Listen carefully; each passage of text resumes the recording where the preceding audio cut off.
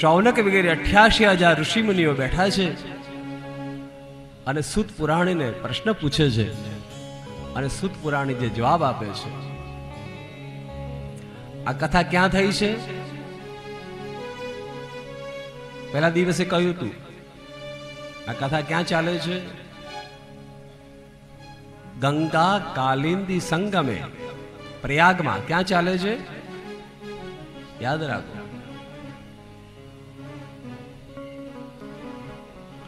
આ શિવ પુરાણની કથા પ્રયાગમાં ચાલે છે.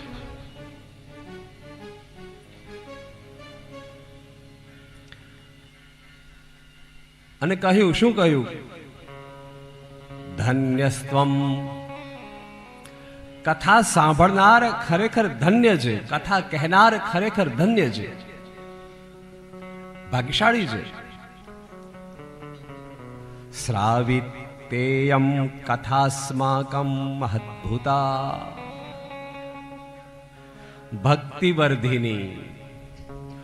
કોઈ એવું તમને પૂછે કે કથા સાંભળવાથી શું, તો એટલું જરૂર કહેજો કે કથા સાંભળવાથી બીજું તો જે થવું હોય તે થાય, પણ અમારા જીવનમાં ભક્તિ આવે છે. અહીં શ્લોકમાં લખ્યું છે ભક્તિવર્ધિની. શબ્દ તો નાનો લાગ્યો ને કે ભક્તિ એટલે. શબ્દો તમને સમજાયો કદાચ કે ભાઈ ભક્તિ ના, ભક્તિ એમાં સમજ. પણ ભક્તિ એટલે આખું જીવનનું સુખ સમૃદ્ધિથી ભરેલું પાત્ર એટલે ભક્તિ. નરસિંહ મહેતામાં ભક્તિ હતી તો શું દુઃખ હતું એમને? હા, સંસારમાં બધું ચાલ્યા કરે. પહેલું જ કહી દઉં કથા સાંભળતા પહેલા કે કોઈ એવું વિચારતું હોય કે અમે કથા સાંભળીશું અને અમારા બધા જ દુઃખ જતા રહેશે, તો તમે ગલત ફહેમીમાં છો. અમે કથા સાંભળીશું ને અમે બધા બધી રીતે સુખી થઈ જશું, શક્ય જ નથી. કારણ કે ભગવાન કૃષ્ણ પણ અહીંયા આવ્યા તો એમને પણ મુશ્કેલી તો પડીને, સ્વયં રામ પણ અહીં આવ્યા તો એમને પણ, અરે માં ભગવતી ભગવાનના પત્ની, એમને પણ યજ્ઞમાં હોમાઈ જવું પડ્યું.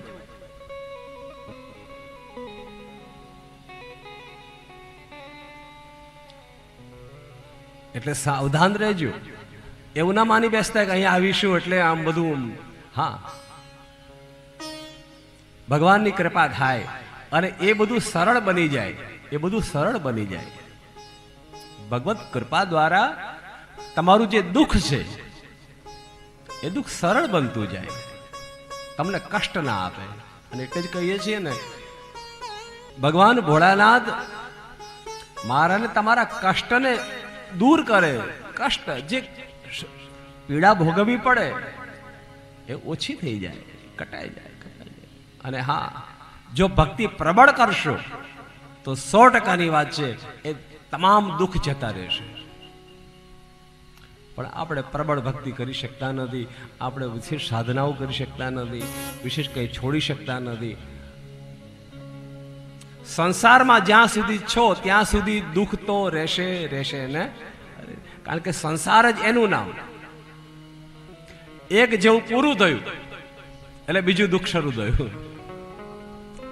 આપણા દુઃખની લાઈન લાગેલી છે ને પાછી વાહ. તકલીફ આ છે, ભગવાન એક દુઃખ તો ઓછું કરી નાખે. ભગવાન થાકે કે આના દુઃખ કેટલા ઓછા કરવામાં આવે. એવું નથી લાગતું? નાના હતા ત્યારથી દુઃખ ને દુઃખ ભણવામાંથી શરૂ થયું. એ ભગવાન મને પાસ કરી દેજે. ભગવાન કાને પાસ કરી દેવા દે, એક કામ તો કરવાનું. હારા માર્ક આવીને પાસ કરે તો કે હવે આગળ એડમિશન અપાવજે કોલેજમાં, સારી કોલેજમાં. બહુ દુઃખ છે ત્યારે બાજુ બહુ ભરપૂર છે, સારું એડમિશન મળી જાય. વળી પાછા એ ભણીને બહાર નીકળતો હવે સારી નોકરી અપાવજે. બહુ હેરાન થઈ ગયા, ચારે બાજુ કઈ નોકરી મળતી નથી, શું કરવું? હેરાન થઈ ગયા. દુઃખ. આપણા દુઃખ કઈ ઓછા છે? ચાલુ લાઈન લાગેલી છે ને માહે. સાચું કહેજો, આમાં 80 વર્ષના માજી કોણ છે એને દુઃખ તો હશે. હવે 80 વર્ષે તમે દુઃખી છો, એમાં હવે તમને કોણ સુખી કરે? હવે તો સુખી થાવ. હા બા, 80 વર્ષે માણસ જો દુઃખી હોય તો એને આખી જિંદગી કર્યું શું એ પ્રશ્ન ઉભો થાય ને.